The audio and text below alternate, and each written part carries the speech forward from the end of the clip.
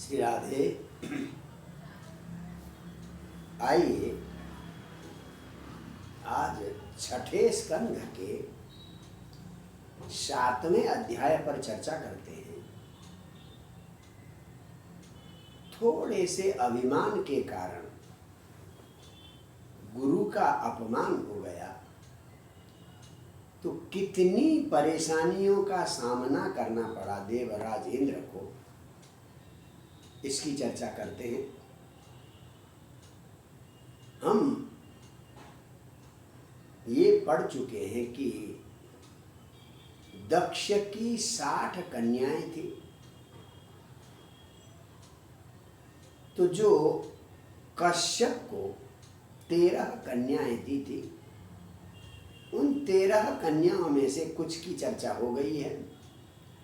जो अदिति नाम की पुत्री थी दक्ष की, अदिति के 12 पुत्र हुए थे, कल इसकी चर्चा हुई है। विवस्वान, अर्यमा आदि 12 पुत्र हुए थे।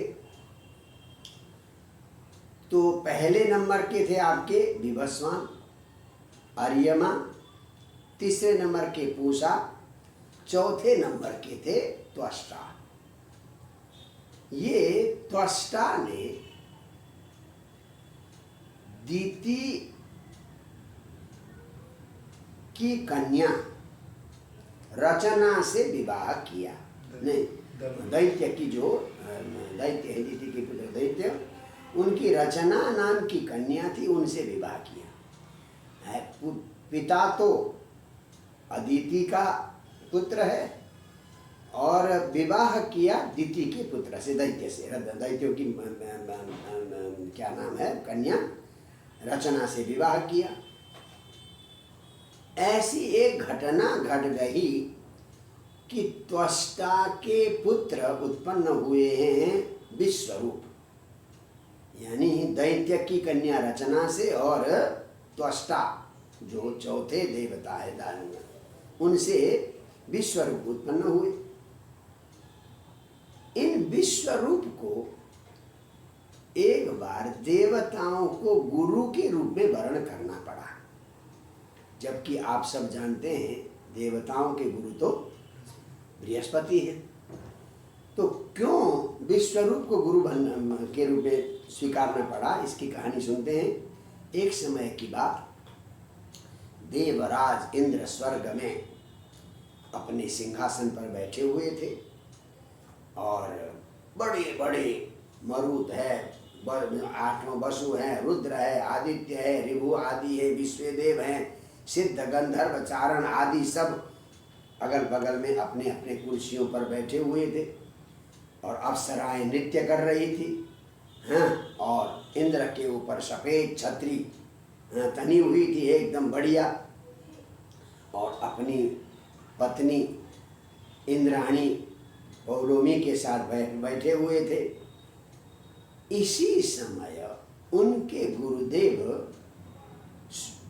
बृहस्पति उधर से आए और गुरुजी को आते हुए देखकर जितने भी सभासद से सब लोग गुरुजी के सम्मान में खड़े हो गए, जो भी उस सभा में बैठे हुए थे।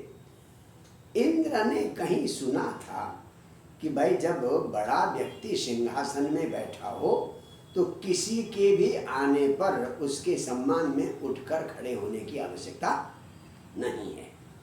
तो बृहस्पति को आते हुए देखकर सारे देवताओं ने खड़े होकर बृहस्पति को नमस्कार किया, परंतु गुरुजी आ रहे हैं ये देख कर भी, सभा में आ रहे देख कर भी इंद्र अपने आसन से उठकर खड़े हुए नहीं, न नमस्कार किया न उठकर खड़े हुए। गुरु तो गुरु है। गुरु को लगा कि हमारे शिष्य में थोड़ा अभिमान आ गया है, तो चुपचाप वहां से वापस चले गए, फिर वो सभा में आए नहीं।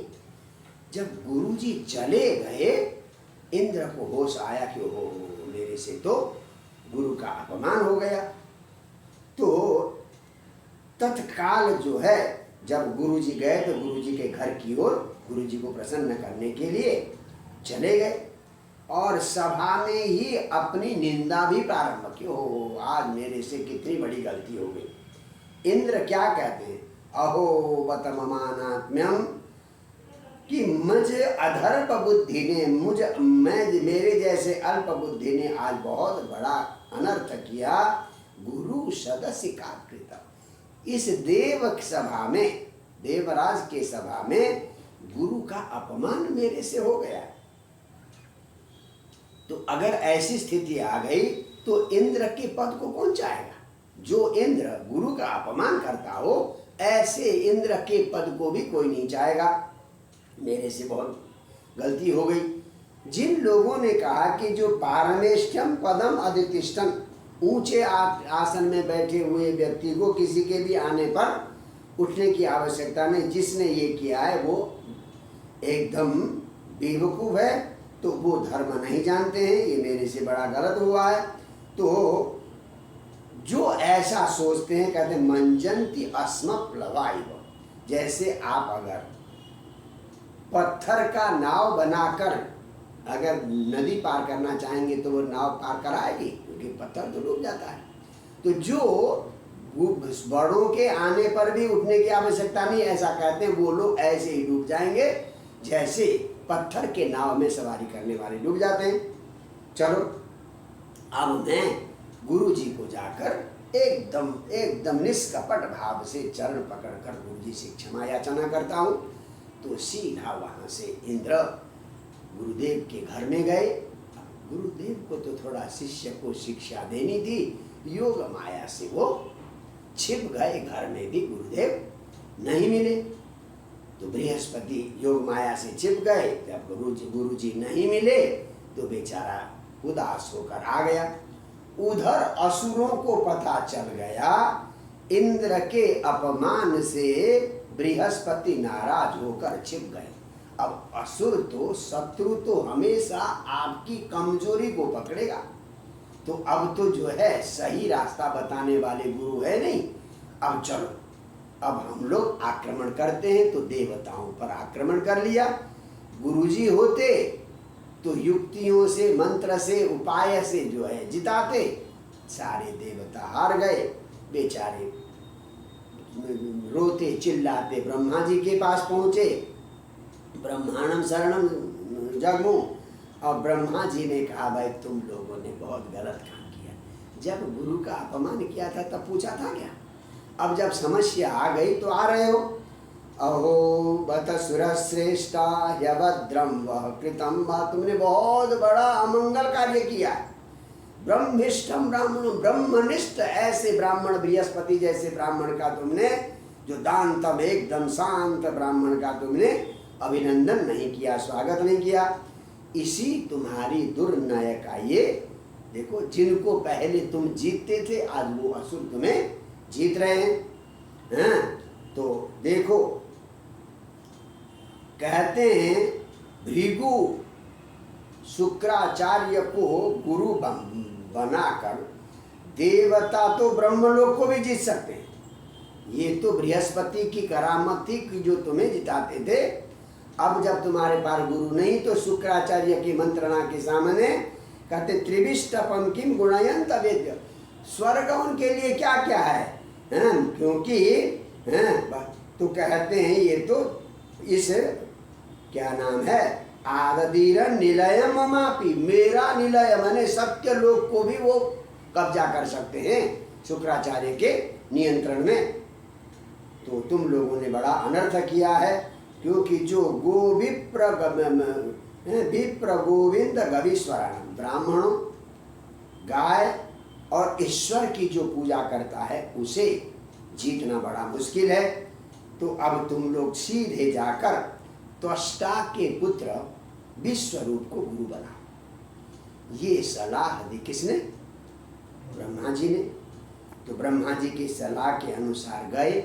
अब विश्वरूप क्या लगे? आपके भतीजे लगे, क्योंकि त्वष्टा तो देवताओं के बराबर है। 12 आदित्यों में त्वष्टा का भी नाम है, इंद्र भी 12 आदित्यों में है।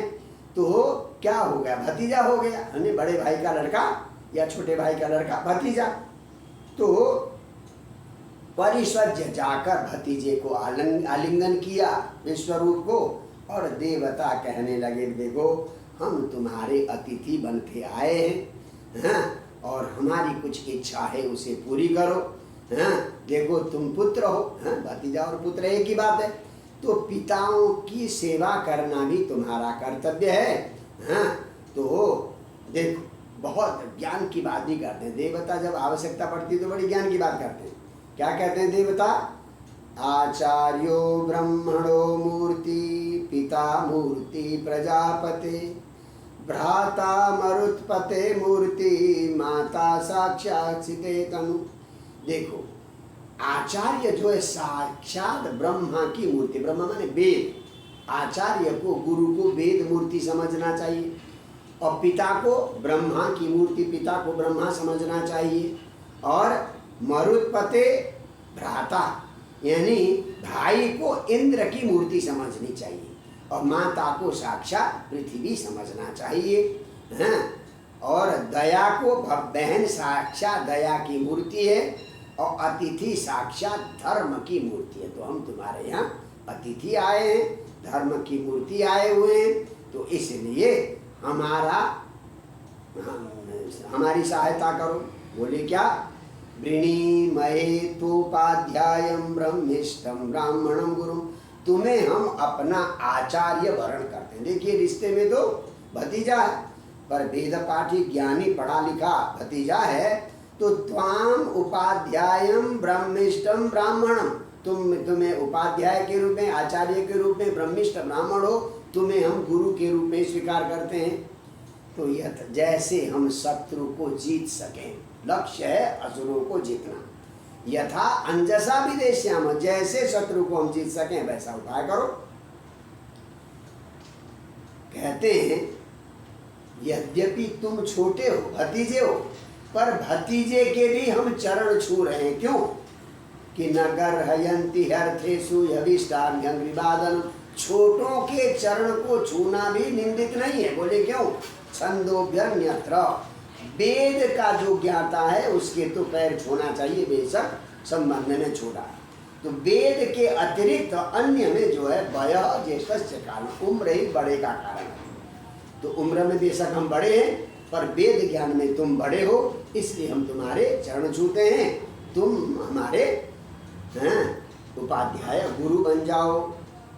अब बेचारे क्या कहते हैं, रिश्ते में भतीजे हैं, तो विश्वरूप ने कहा कि हे महातप देवताओं, आप लोग मुझे पुरोहित बनने के लिए कह रहे हैं, परंतु ये पौरोहित्य का कार्य तो अत्यंत निंदनीय है। पौरोहित्यम विगर्हितम धर्मशीलै ब्रह्मवर्च उपव्यय, पुरोहित बनना जो है विगर्हितम निंदित कार्य है, और ब्रह्मवर्च उपव्यय, इससे ब्रह्म तेज कम हो जाता है। किसी का पुरोहित बनने से जो ब्रह्म तेज है, ब्रह्म तेज नष्ट हो जाता है। परंतु आप तो लोकेश है, तीनों लोक के स्वामी इंद्र जैसे आए हो, अब आपको मैं कैसे मना करूं? क्योंकि आपका मैं भतीजा हूं, आपका आज्ञा पालन करना। जबकि अकिंचनानाम इधनम सिलोंछनम, यानी जो अकिंचन ब्राह्मण है उनके लिए तो सिलोंछनम, खेत में जो पड़ी हुई बाली है उनको उठाकर उसी से अपनी आजीविका करना सबसे अच्छा है। और इस पौरोहित्य कार्य को पाकर केवल दुर्मति प्रसन्न होता। देखिए बहुत गजब के, पौरोहितम रुच्यति न दुर्मति, जो दुर्बुद्धि वाला होगा वही किसी का पुरोहित बनकर प्रसन्न होता है। तो इसलिए पुरोहित बनना अच्छा तो नहीं, फिर भी आप लोग प्रार्थना कर रहे हो, तो प्राणै अर्थै साधय, मैं अपने प्राण देकर भी और अपना प्रयास करके आपका पुरोहित बनना स्वीकार करता हूँ। इस प्रकार से न चाहते हुए भी विश्वरूप ने पुरोहित बनना स्वीकार किया। तो फिर विश्वरूप ने 8वें अध्याय में नारायण कवच का ज्ञान दिया है इंद्र को। बहुत भव्य और दिव्य ज्ञान है, उस पर हम कल चर्चा करेंगे।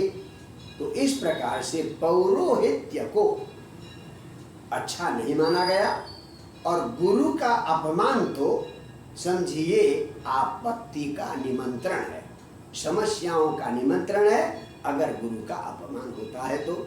जय जय श्री राधे।